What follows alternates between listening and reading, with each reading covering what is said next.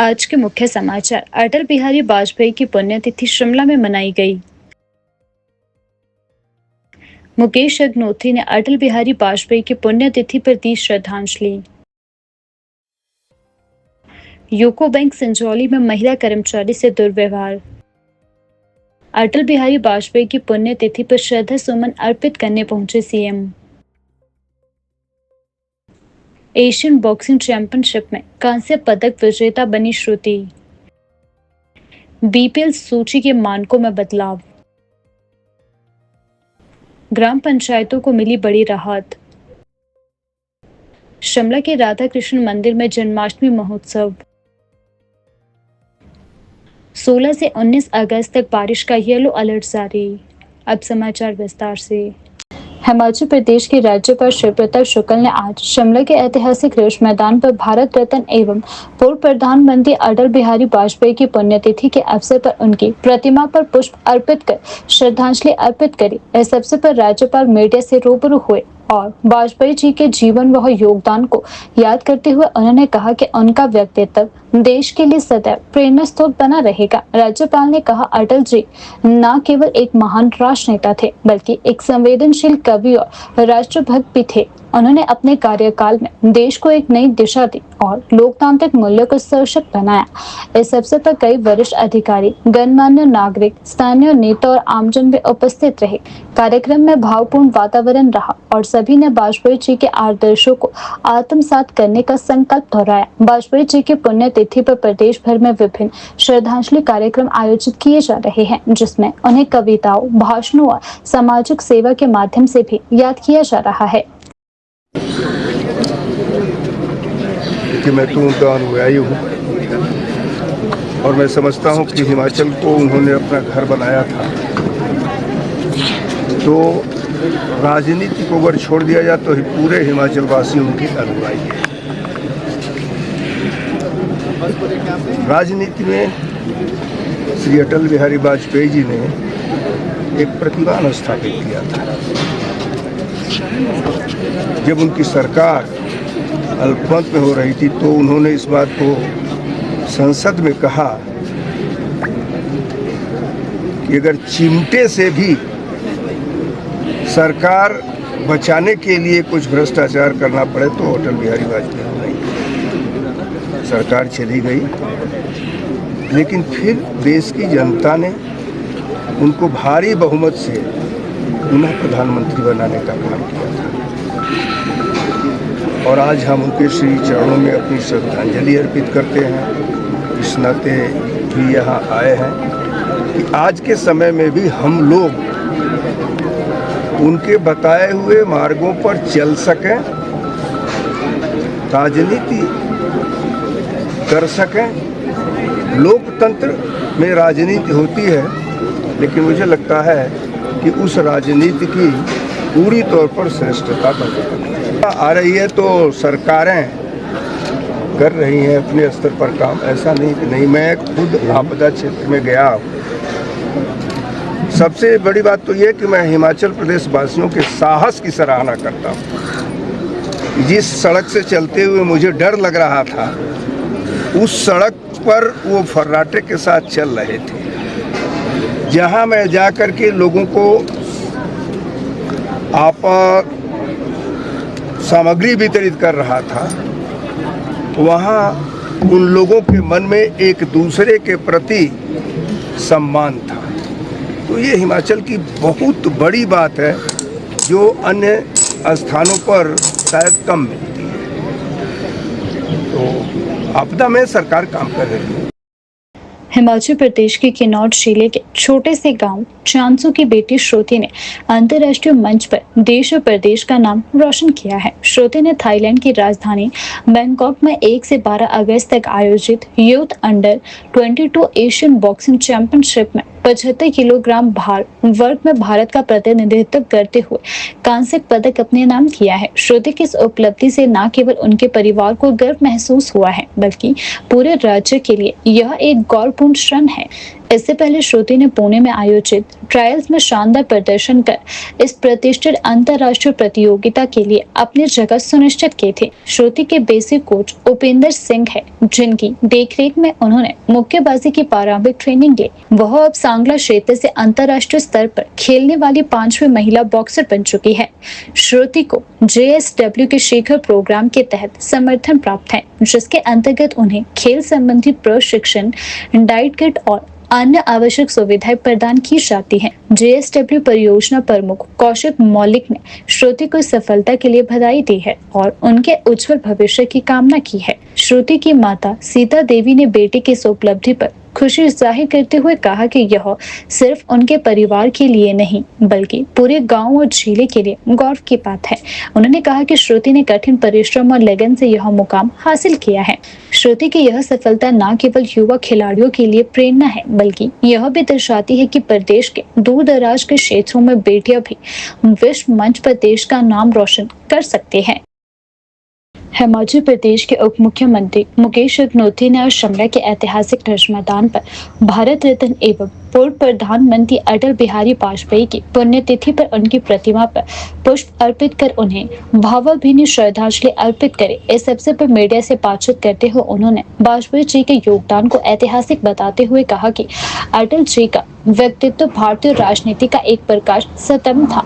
उनका जीवन समर्पण, संयम और सिद्धांतों की मिसाल है। उन्होंने सदा राष्ट्रीय हित को सर्वोपरि रखा है। इसके साथ ही उप मुख्यमंत्री ने प्रदेश में भारी बारिश से उत्पन्न हालात पर भी चिंता व्यक्त की। उन्होंने कहा कि हिमाचल प्रदेश में लगातार हो रही भारी बारिश से जनजीवन प्रभावित हुआ है और कई क्षेत्रों में भूस्खलन, चट्टानें टूटने और फसलों को नुकसान जैसी आपदाएं सामने आई हैं। सरकार राहत एवं बचाव कार्यों में जुटी हुई है और हालात पर नजर भी बनाए हुए है। तो आज सारा देश याद कर रहा है और इसीलिए उनको श्रद्धा सुमन अर्पित करने के लिए हम सब लोग यहाँ पे आए हैं।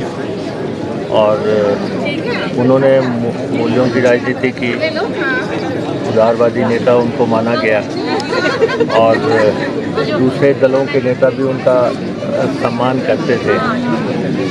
और हिमाचल प्रदेश में शिमला के ऐतिहासिक रिज मैदान पे उनकी प्रतिमा लगी है। तो आज यहाँ पे सबने श्रद्धांजलि अर्पित की और उन्हें याद किया जो देश के लिए उन्होंने किया। उनको भारत रत्न मिला, देश के प्रधानमंत्री रहे, एक स्थान उन्होंने देश की राजनीति में अर्जित किया। तो उसके चलते आज का ये कार्यक्रम रखा हुआ है। महामहिम राज्यपाल यहाँ पे आए हुए थे, कांग्रेस की राज्याध्यक्ष श्रीमती प्रतिभा सिंह जी यहाँ पे हैं, हमारे शिमला के मेयर यहाँ पे हैं और अन्य सांसद हमारे पार्षद दलगत राजनीति से ऊपर उठे सब उनको श्रद्धांजलि दे रहे हैं। आपदा पिछले 2 सालों से बहुत ज़्यादा नुकसान हिमाचल प्रदेश को हो रहा है। पिछले साल बहुत नुकसान हुआ, 10-12 हज़ार करोड़ रुपए का नुकसान हुआ।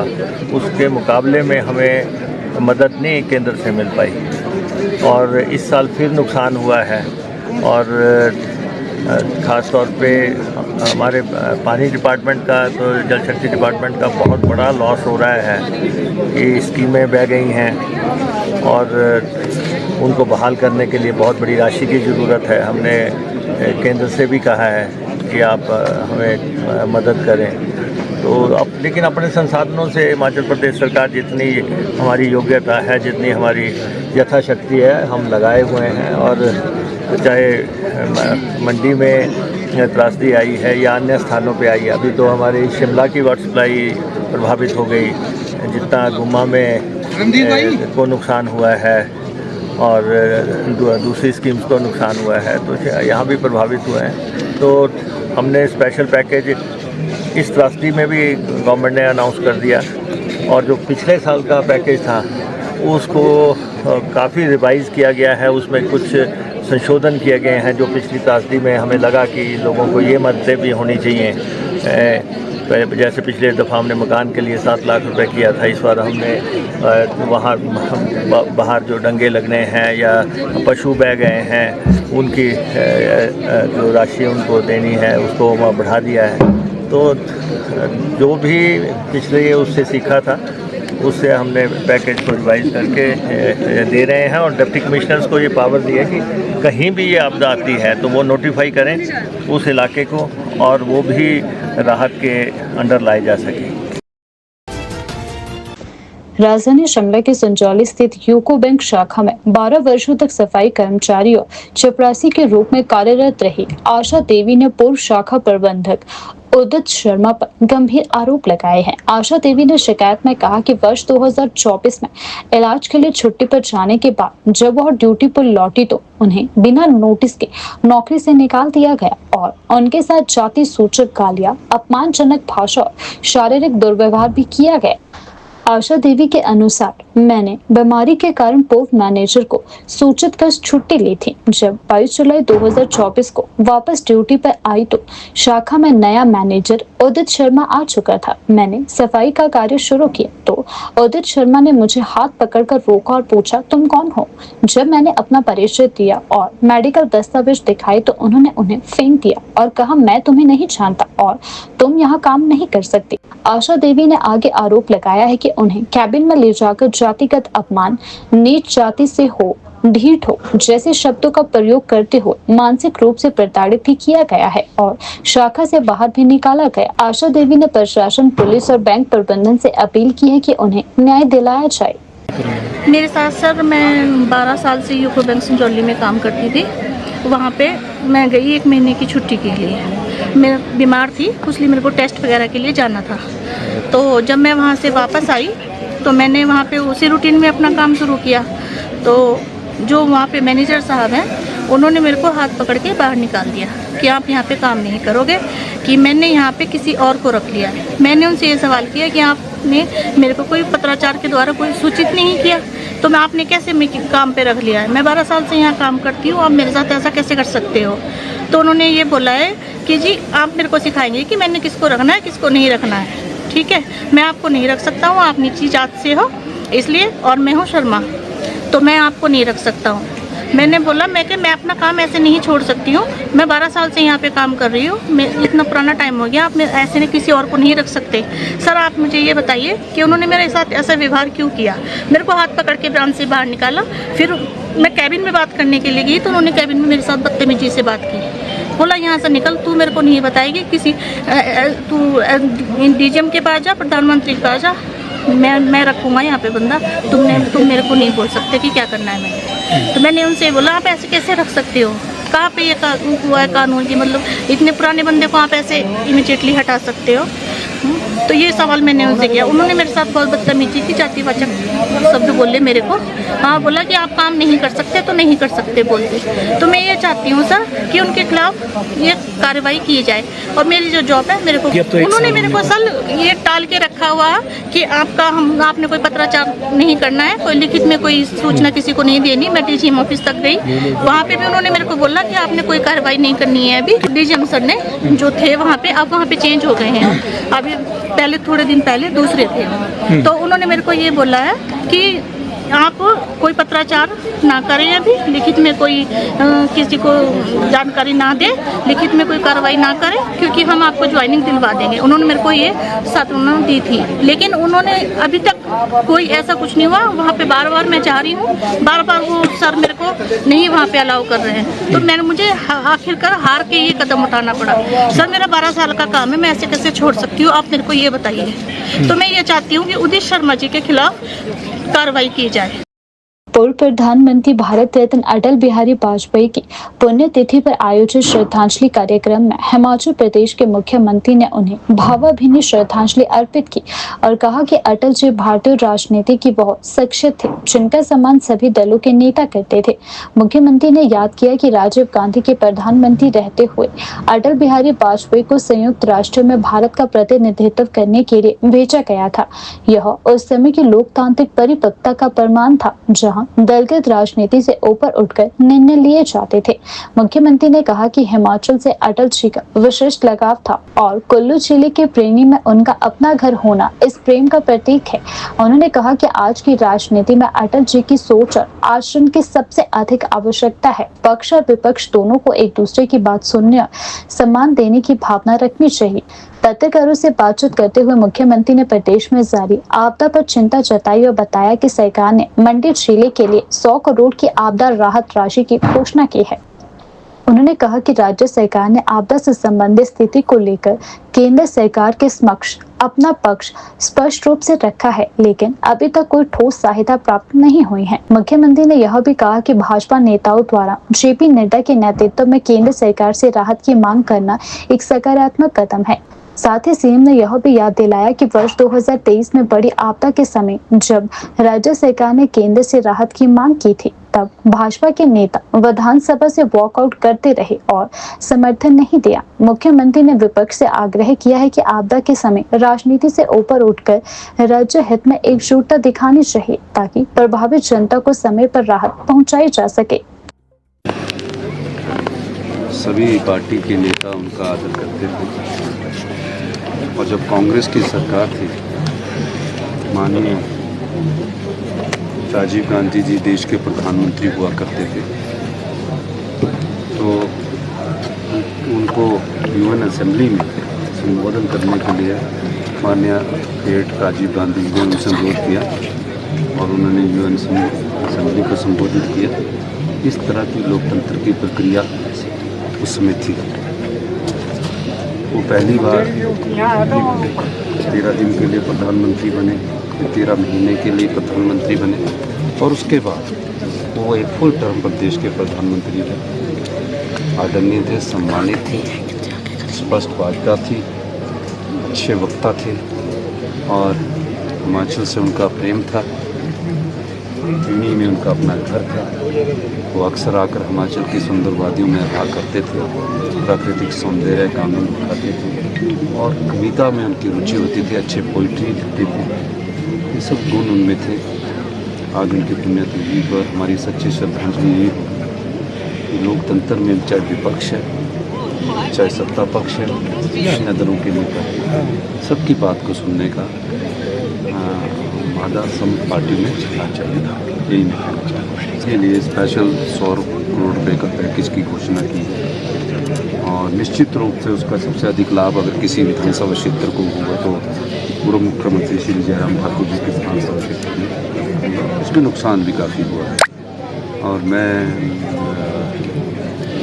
हम चाहते हैं कि जिन घर परिवारों के घर उजड़ गए हैं उन घरों को बसाया जाए। और मैंने ये भी कहा है कि अगर कोई रिश्तेदार अपनी जगह अपने किसी रिश्तेदार को या दोस्त को 5 बिश्वा या 10 बिश्वा देगा तो उसके रजिस्ट्रेशन की फ़ीस नहीं लगेगी।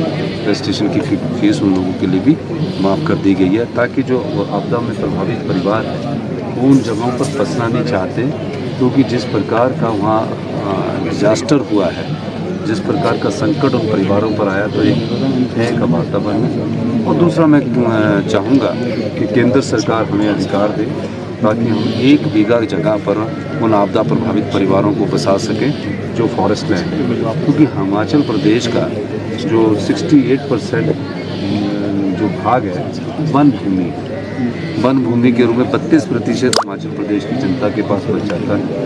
तो फॉरेस्ट में अगर हमें थोड़ा सा भी कानून में ढील देगी, मैं दावे के साथ कह सकता हूँ कि आपदा प्रभावित परिवारों को फॉरेस्ट में जहाँ उन्हें अच्छी जगह लगेगी हम उन्हें 1 बीघा जगह उपलब्ध करवा देंगे। ये अब केंद्र सरकार पर निर्भर करता है और मुझे खुशी है कि माननीय नड्डा जी के नेतृत्व में ये लोग गए थे, पूरी विधानसभा के सदस्य गए थे, 4 सदस्य गए थे, जबकि 2023-24 में आपदा पर ये प्रस्ताव लेकर आए थे और प्रस्ताव पर 3 दिन चर्चा भी की थी और हम आपदा से जूझ रहे थे। हमने सिर्फ 4500 करोड़ रुपए का पैकेज अपने आर्थिक संसाधनों से पेश किया। हम इनसे बार बार प्रार्थना करते रहे आप हमारे साथ भी चलिए, लेकिन ये नहीं गए। और उस समय तो बहुत बड़ी आपदा थी, पूरे प्रदेश में आपदा आई हुई थी और इन्होंने इससे बड़ा और ये किया कि उस समय 23-24 में जब कुल्लू में आपदा आई तो आपदा के प्रस्ताव के बाद इन्होंने वॉकआउट कर दिया। वो तो सब लोगों के लिए हित के लिए होता है। तो ये अच्छी बात है कि इस बार नड्डा जी ने इन सबको इकट्ठा करके लेकर गए हैं और ये स्वागत योग्य है, लेकिन अभी तक आपदा का जो स्पेशल रिलीफ पैकेज का हम इंतजार कर रहे हैं।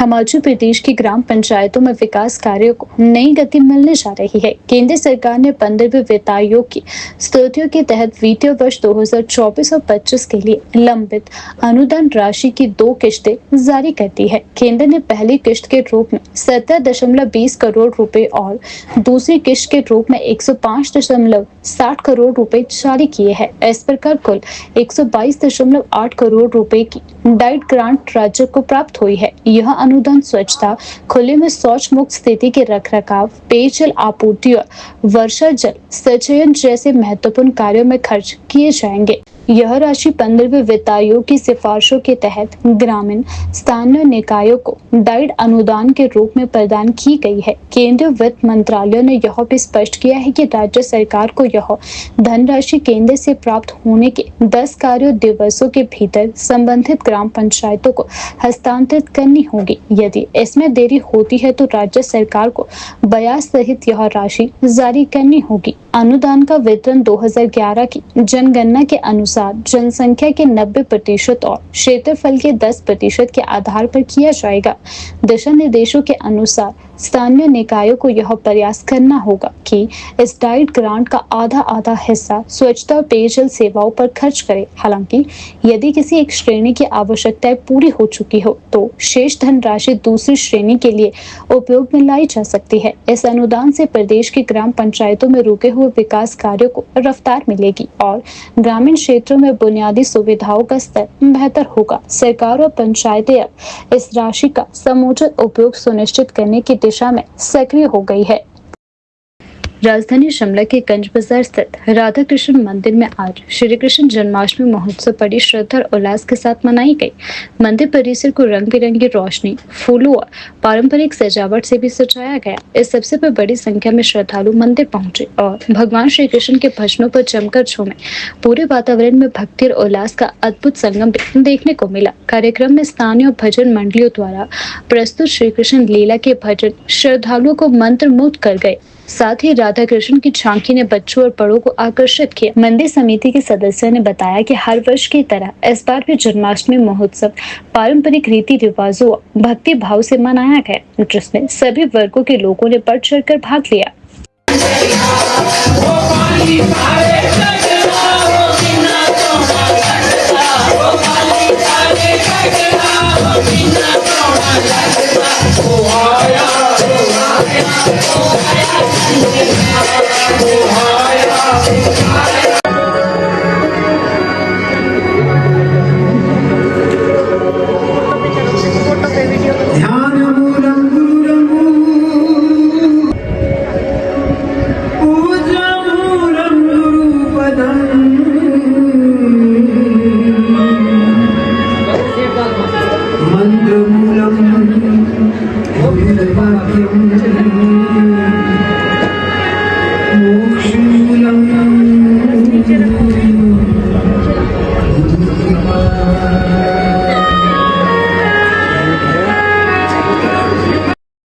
हिमाचल प्रदेश सरकार ने बीपीएल गरीबी रेखा से नीचे परिवारों के चयन के मानकों में बदलाव करने का निर्णय लिया है ताकि अधिक से अधिक जरूरतमंद परिवारों को इस योजना का लाभ मिल सके। मुख्यमंत्री सुखविंदर सिंह सुक्खू ने इस संबंध में ग्रामीण विकास विभाग को आवश्यक निर्देश जारी किए हैं। सरकार को लगातार जनता से सुझाव प्राप्त हो रहे हैं कि बीपीएल सूची में अधिक समावेशी और मानवीय दृष्टिकोण अपनाया जाए। इसी को ध्यान में रखते हुए मुख्यमंत्री ने कहा कि यदि किसी प्रकार ने राज्य या केंद्र सरकार के आवास योजना के तहत पक्का मकान प्राप्त किया है तो भी उसे बीपीएल श्रेणी में शामिल किया जा सकता है यदि अन्य मापदंड पूरे होते हो।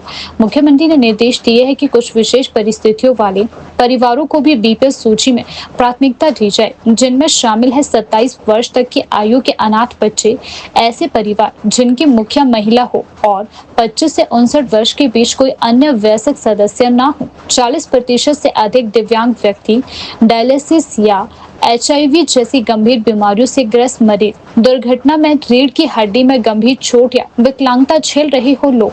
इसके अलावा यदि परिवार के मुखिया के अलावा कोई अन्य सदस्य भी गंभीर बीमारी से पीड़ित है तो उस परिवार को भी बीपीएल सूची में पात्र माना जाएगा। मुख्यमंत्री सुक्खू ने कहा कि सरकार का उद्देश्य है कि वास्तव में जरूरतमंद परिवारों को सामाजिक सुरक्षा और योजनाओं का लाभ मिल सके। उन्होंने यह भी कहा कि बीपीएल सूची को अधिक संवेदनशील और व्यवहारिक बनाया जाएगा जिससे कोई पात्र परिवार छूट ना जाए। यह फैसला राज्य में सामाजिक न्याय की दिशा में एक अहम कदम माना जा रहा है और इससे हजारों जरूरतमंद परिवारों को राहत मिलने की उम्मीद है।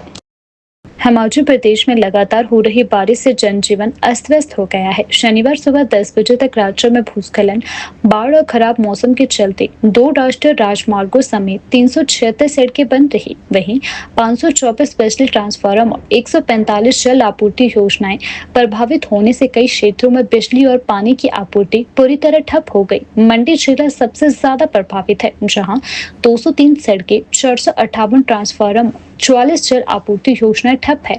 राजधानी शिमला में भी मौसम खराब बना हुआ है। वहीं शिमला में हल्की बारिश भी देखी गई है।